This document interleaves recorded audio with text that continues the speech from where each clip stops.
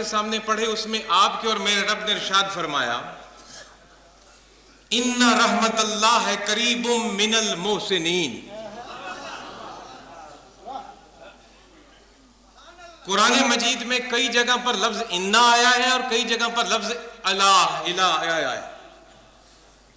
جہاں رب نے زیادہ زور دینا ہو وہاں لفظ انا استعمال کیا. جیسے کہ ہم کوئی بات کہتے ہیں مارکا غور سے میری بات سنو، تو یہ رب اس طرح انا کا لفظ استعمال کرتا ہے کہ غور سے سنو.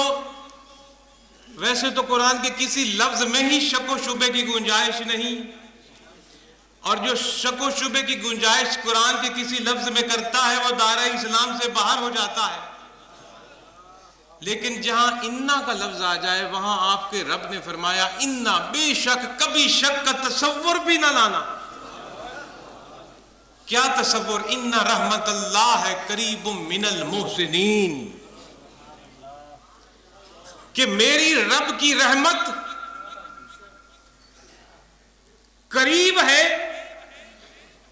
کن لوگوں کے؟ جو محسنین لوگ ہیں. میں آپ کے سامنے یہاں گفتگو کروں گا رحمت پر اور محسن پر، انتہائی مختصر وقت میں اور انتہائی سادہ الفاظ میں، کہ رب نے جو فرمایا کہ بے شک میری رحمت قریب ہے کن کے؟ محسنین کی. رحمت اور محسن پر میں تھوڑی سی گفتگو کرنا چاہوں گا. کتب حدیث کے اندر ہمیں مختلف حدیثیں ملتی ہیں جن کا مفہوم یہ ہے کہ اللہ رب العزت نے اپنی رحمت کے 100 جز بنائے، یعنی اپنی رحمت کو 100 حصوں میں بانٹا، 100 حصوں میں تقسیم کیا،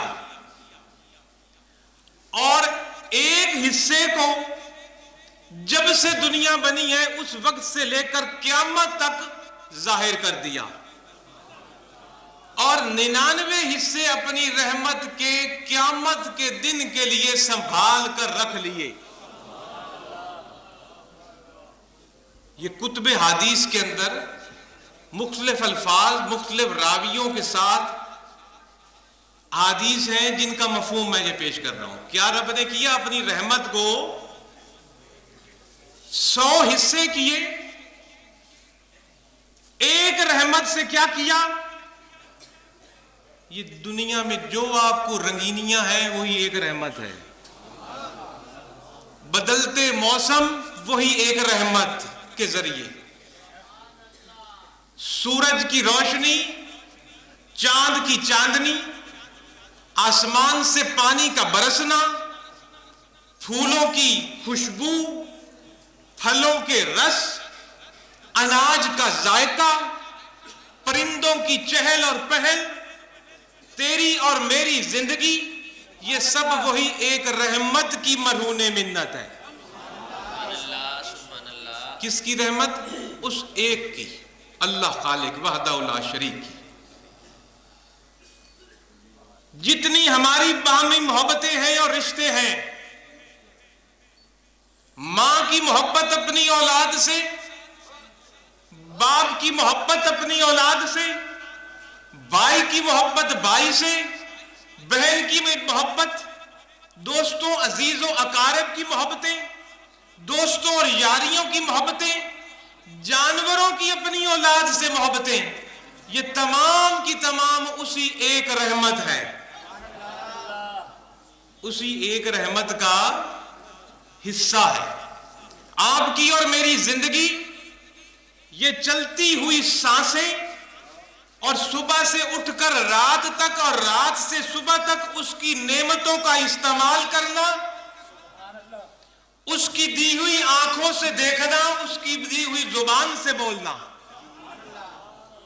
اس کے دیے ہوئے کان سے سننا، اس کے دیے ہوئے ہاتھ سے پکڑنا، اس کے دیے ہوئے پاؤں سے چلنا، اس کی دی ہوئی دماغ سے سوچنا، اس کے دیے ہوئے دل و دماغ سے فیصلے کرنا، کھانا پینا اٹھنا بیٹھنا چلنا پھرنا، تمام رشتہ داریوں سے محبت اور باہمی اخوت اختیار کرنا، یہ سب کچھ اسی ایک ہی رحمت کا حصہ ہے۔ کس ایک رحمت کا حصہ؟ جس کو اللہ نے اپنی رحمت کو 100 حصوں میں بانٹا، صرف ایک حصے رحمت کو ظاہر کیا۔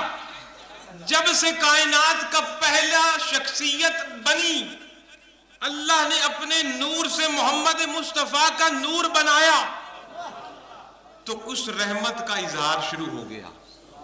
پھر عرش بنا، کرسی بنی، لوح بنا، قلم بنا، جنت بنی، دوزخ بنی، فرشتے بنے، رسول بنے، نبی بنے،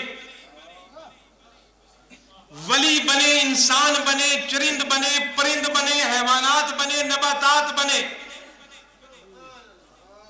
تمام کی تمام اسی رحمت کے ذریعے بنے۔